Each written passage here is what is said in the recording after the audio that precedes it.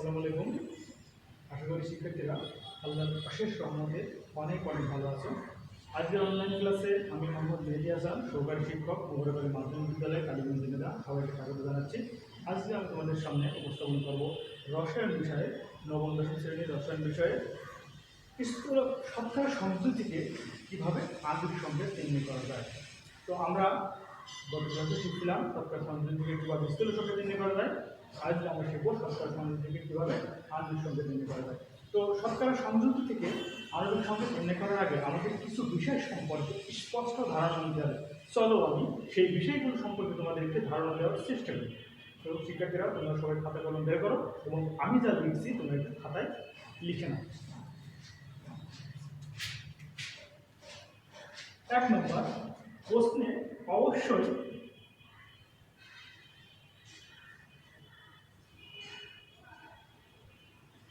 আণবিক ভর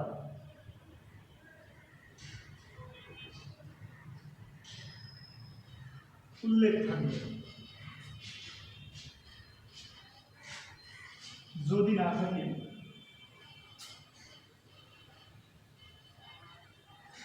তাহলে বাষ্প ঘনত্ব দেওয়া থাকবে।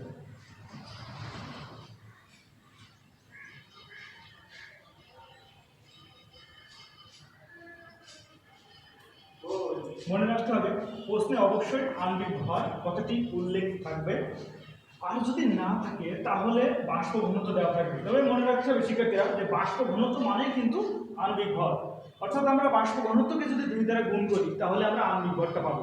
তাহলে আমরা লিখতে পারি কি যে আণবিক ভর সমান বাষ্প ঘনত্ব গুণ 2, কারণ বাষ্প ঘনত্বকে আমরা 2 দ্বারা গুণ করলে সহজেই আণবিক ভরটা পেয়ে যাচ্ছি। তাহলে ওকে আমরা লিখতে পারি যে আণবিক ভর সমান বাষ্প ঘনত্ব গুণ 2। তাহলে আমাদের প্রথম এই কথাটা মনে রাখা লাগবে যে প্রশ্নে অবশ্যই আমাদের আণবিক ভর কতটি থাকবে, আর যদি না থাকে তাহলে অবশ্যই বাষ্প ঘনত্ব দেওয়া থাকবে, আর বাষ্প ঘনত্বকে 2 দ্বারা গুণ করলে আমরা পেয়ে যাব আণবিক ভর। এরপরে যেটা মনে রাখা লাগবে আমাদের সেটা হচ্ছে প্রথমত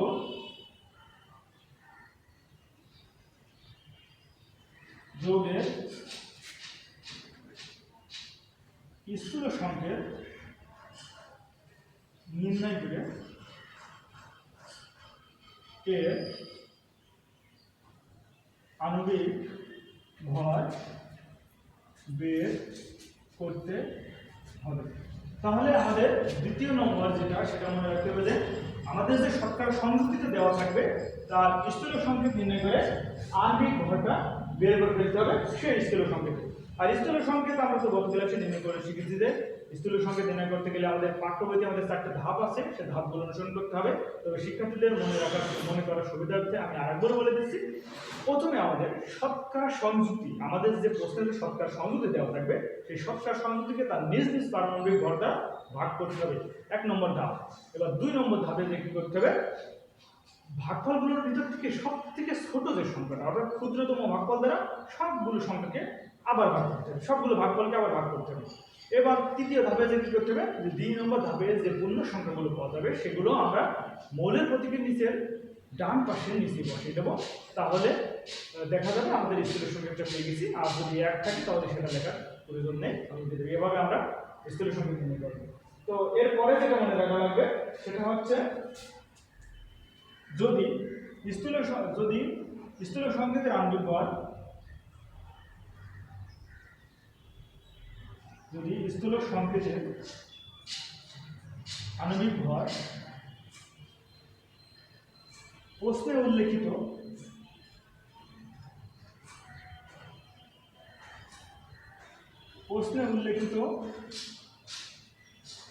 আণবিক ভরের সমান হয় তাহলে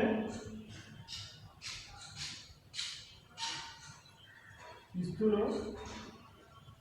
সংকেতই হবে যৌগটির আণবিক সংকেত। এই কথাগুলো আমাদের মাথায় গেঁথে নিতে হবে। যদি স্থূল সংকেতের আণবিক ভর, অর্থাৎ আমরা যে স্থূল সংকেতটা নির্ণয় করব সেই স্থূল সংকেতের আমরা আণবিক ভর নির্ণয় করার পরে দেখবো আমাদের প্রশ্নে যে উল্লেখ করা আছে যে আণবিক ভরটা সেই আণবিক ভরের সাথে মিলছে কিনা। অর্থাৎ আণবিক ভর যদি সমান হয় তাহলে স্থূল সংকেতের ভরই হবে আমাদের আণবিক ভরের সমান। এরপরে যেটা আর যদি সমান না হয়, আমাদের যদি সমান না হয়,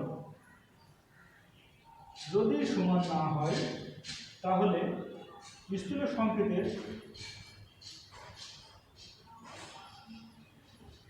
স্থূল সংকেত থেকে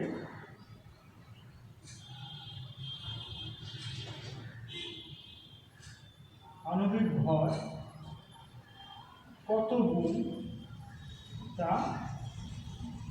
নির্ণয় করতে হবে। এখন আমরা 3 নম্বর ধাপে দেখলাম, 3 নম্বর ধাপ অনুসারে আমরা জানলাম যে স্থূল সংকেতের আণবিক ভর যদি প্রশ্নে উল্লেখিত আণবিক ভরের সমান হয় তাহলে স্থূল সংকেতই হবে দ্রব্যটির আণবিক সংকেত। এখন 4 নম্বর ধাপে যদি সমান না হয় সেক্ষেত্রে আমরা কি করব?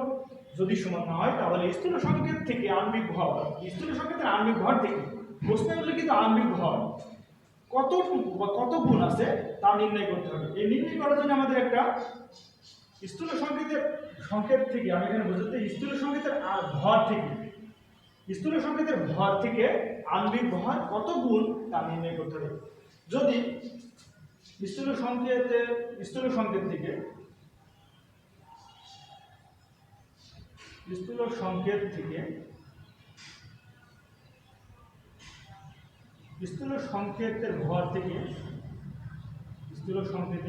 ভর থেকে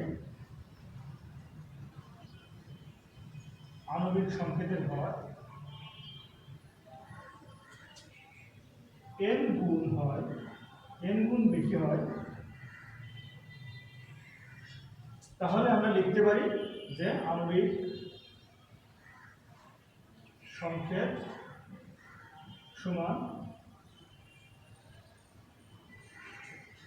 স্থূল সংকেত গুণ। তাহলে স্থূল সংকেতের ভর থেকে আণবিক সংকেতের ভর যদি n গুণ বেশি হয় তাহলে আমরা লিখতে পারি যে আণবিক সংকেত সমান স্থূল সংকেতের n গুণ। তাহলে এই n এর মানটা আমাদের নির্ণয় করতে হবে। এই n এর মান নির্ণয় করার একটা সূত্র আছে, সূত্রটা লিখে নাও সবাই। তো n সমান যৌগের আণবিক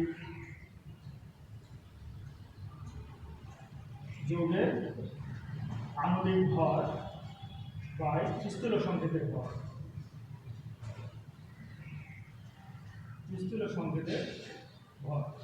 তাহলে এই বিষয়গুলো যদি আমরা মাথার ভিতরে গেঁথে নিই তাহলে আমাদের সৎকার সংযুক্ত থেকে আণবিক সংকেত নির্ণয় করতে আর কোনো অসুবিধা হবে না।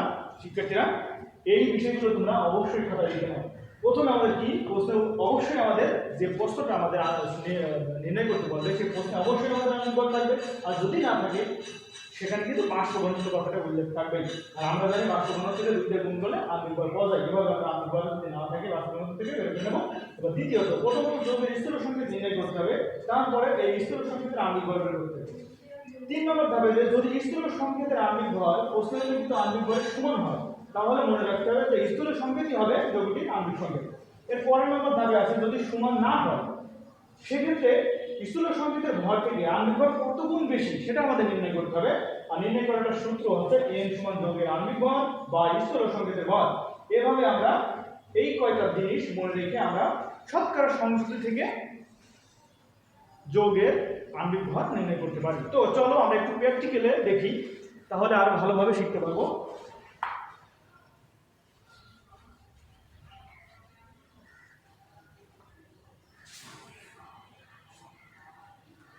কোন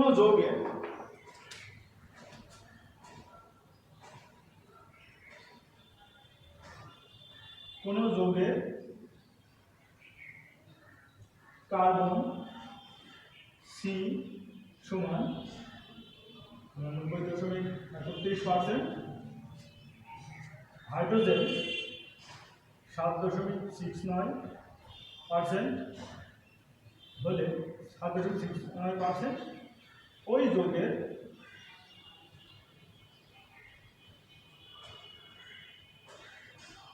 আণবিক ভর 78 হলে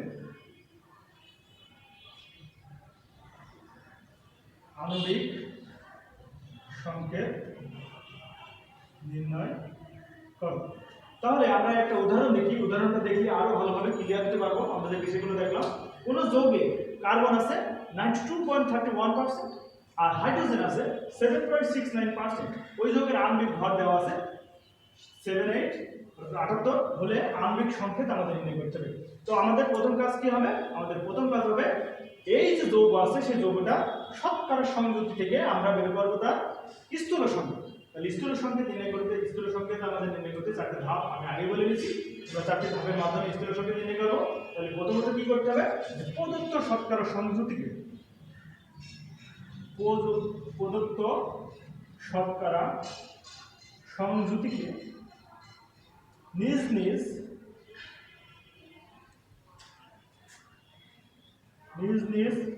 পারমাণবিক ভর দ্বারা ভাগ করে পাব। তাহলে আমরা নিজ নিজ পারমাণবিক ভর দ্বারা ভাগ করে দেখি আমরা কি আসে। প্রথমে হাইড্রোজেন না, প্রথমে কার্বনটা নির্ণয় করি আমরা। কার্বন আছে 92.31 আর কার্বনের ভর সংখ্যা 12। তাহলে ভাগ দিলে কত হবে? 7.69। এবার হাইড্রোজেন দেখি, হাইড্রোজেন আছে 7.69, হাইড্রোজেনের ভর সংখ্যা 1, তাহলে আমরা পেয়ে গেলাম 7.69। এখন ক্ষুদ্রতম সংখ্যা, তার মানে এখানে কিন্তু দুটো একই আছে, তার মানে ক্ষুদ্র সংখ্যা নেই, তার এই সংখ্যাটা দিয়ে এই সংখ্যাটাকে আমাদের ভাগ করতে হবে। তাহলে যে প্রাপ্ত লিখতে পারি, প্রাপ্ত ক্ষুদ্রতম সংখ্যা দ্বারা ভাগফল গুলোকে ভাগ করে পাই। তাহলে আমরা প্রাপ্ত ক্ষুদ্রতম সংখ্যা, এখানে দুটো সংখ্যা শিক্ষার্থী এক আছে, এখানে কনফিউজ হওয়ার কিছু নেই, দুটো সংখ্যা একই রকম আছে। সেই ক্ষেত্রে আমরা কি করব? সেক্ষেত্রে আমাদের কাজ হবে ওই সংখ্যাটা দিয়ে আমরা দুটো সংখ্যারই ভাগ করব। তাহলে আমরা প্রথমে কার্বনের হিসেব করি। কার্বন সি সমান 7.69 ভাগ 7.69, তাহলে কথা হচ্ছে 1। এবার হাইড্রোজেন 7.69 ভাগ 7.69 সমান 1। তাহলে আমরা কার্বন পেলাম 1 এবং হাইড্রোজেন পেলাম 1। তাহলে আমরা লিখতে পারি অতএব যৌগটির স্থূল সংকেত সমান সি পাইছি 1, তাহলে C1, এইচ পাইছি একটা, তাহলে 1, তাহলে আমাদের 1 লেখার প্রয়োজন নেই, আমরা পেয়ে গেলাম CH। অর্থাৎ যৌগটির স্থূল সংকেত আমরা পেলাম CH। এখন আমাদের আণবিক সংকেত নির্ণয় করতে গেলে কি লাগবে? এই যে স্থূল সংকেতটা আমাদের এখানে আমরা পাইছি, এই স্থূল সংকেতের আণবিক ভরটা আমাদের নির্ণয় করা লাগবে। তাহলে চলো শিক্ষার্থীরা আমরা যৌগটির অর্থাৎ স্থূল সংকেতের আণবিক ভরটা নির্ণয় করি। স্থূল সংকেতের আণবিক ভর সমান কার্বন 12, আমরা জানি হাইড্রোজেন 1, তাহলে 12 এর 1 কত হলো 13।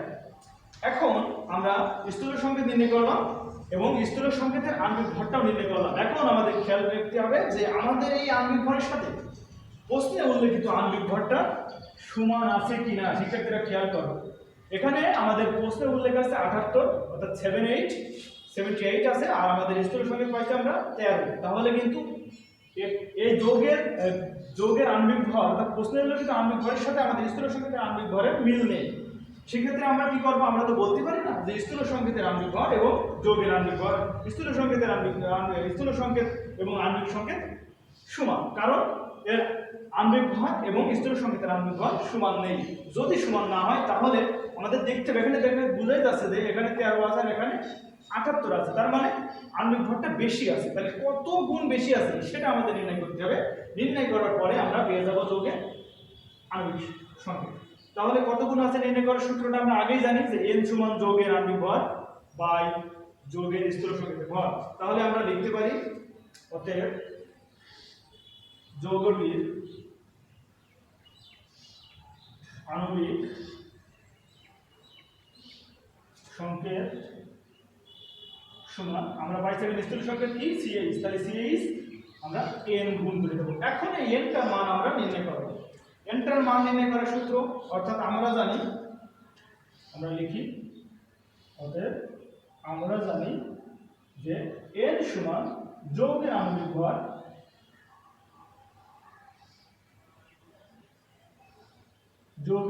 ভর বাই স্থূল সংকেতের ভর। তাহলে যৌগের আণবিক ভর আমরা কি পাইছি?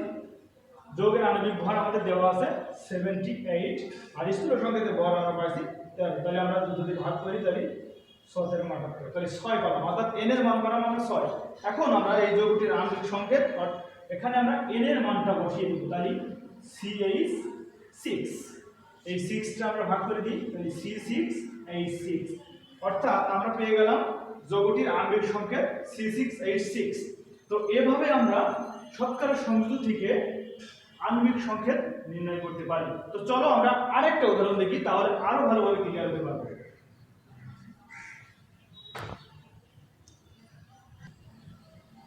তো শিক্ষার্থীরা আমরা আরেকটা উদাহরণ দেখি যে কোন যৌগের শতকরা সংযুতিতে হাইড্রোজেন আছে 2.04% এবং সালফার আছে 32.65% এবং বাকি অংশে অক্সিজেন আছে। যদি যৌগটির বাষ্প ঘনত্ব 49 হয় তাহলে যৌগটির আণবিক সংকেত নির্ণয় করো। তাহলে এখানে দুটো যৌগ দেওয়া আছে এবং অক্সিজেনটা নেই, তাহলে প্রথমে আমাদের অক্সিজেনের শতকরা সংযুতির পরিমাণ আমাদের নির্ণয় করতে হবে। আমরা জানি যে কোনো যৌগের মোট পরিমাণ 100 হয়, অর্থাৎ 100%। তাহলে আমরা যে দুটো মোল দেওয়া আছে অর্থাৎ হাইড্রোজেন আর সালফার এই দুটো যোগ করে যদি আমরা 100% থেকে মাইনাস করি তাহলে কিন্তু আমরা অক্সিজেনের পরিমাণটা পেয়ে যাব। তাহলে আমরা বের করি যে যৌগটিতে অক্সিজেন এর পরিমাণ সমান, তাহলে কোন যৌগের সম্পূর্ণ পরিমাণ 100 বিয়োগ আমাদের যে দুটো মোল দেওয়া আছে সে দুটো আমরা যোগ করি 32.65%। তাহলে আমরা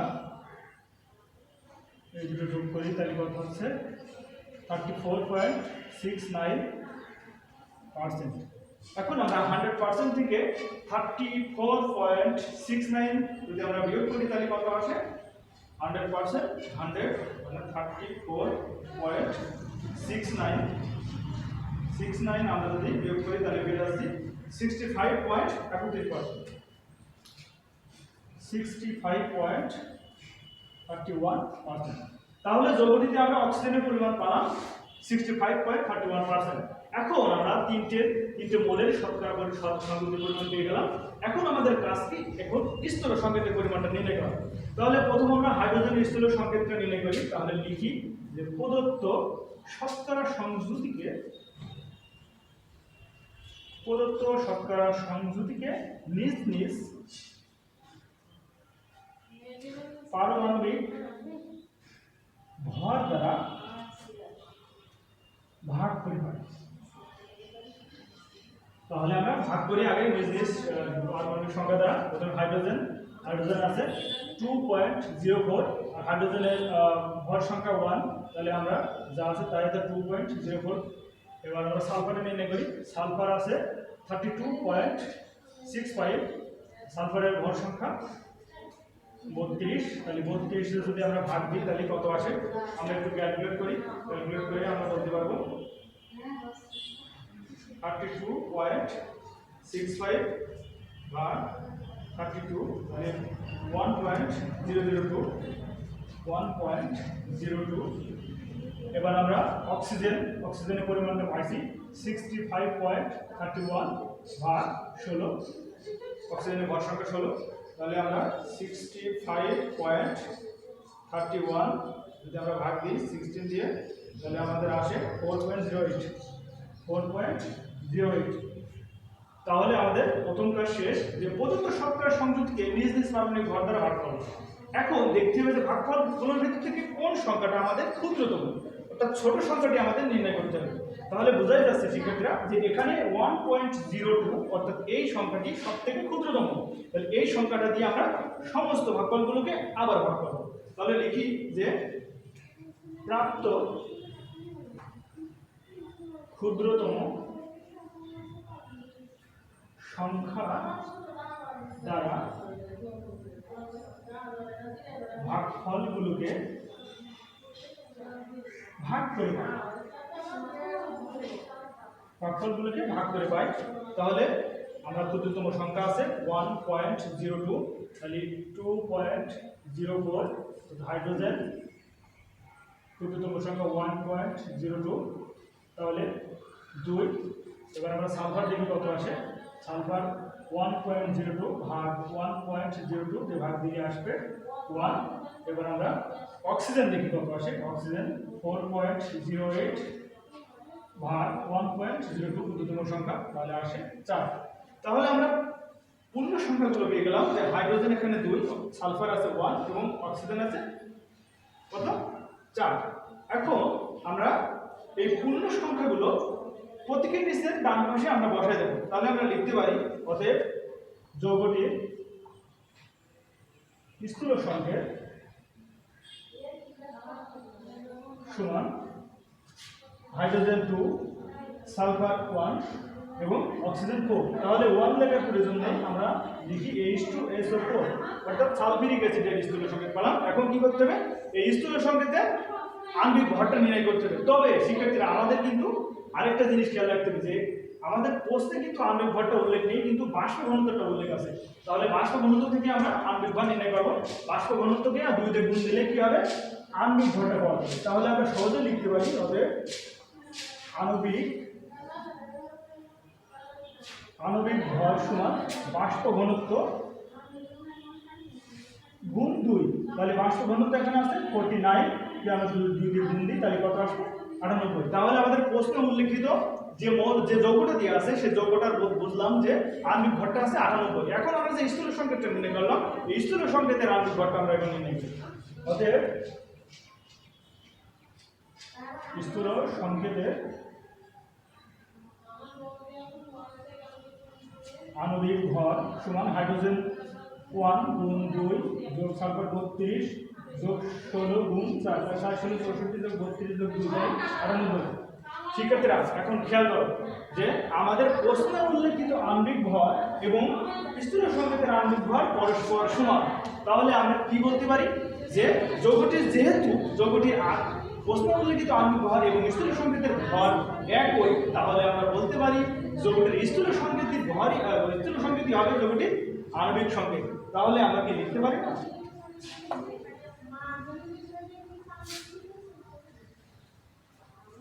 তাহলে আমরা এভাবে লিখব যে যৌগটির স্থূল সংকেতের ভর এবং প্রশ্নে উল্লেখিত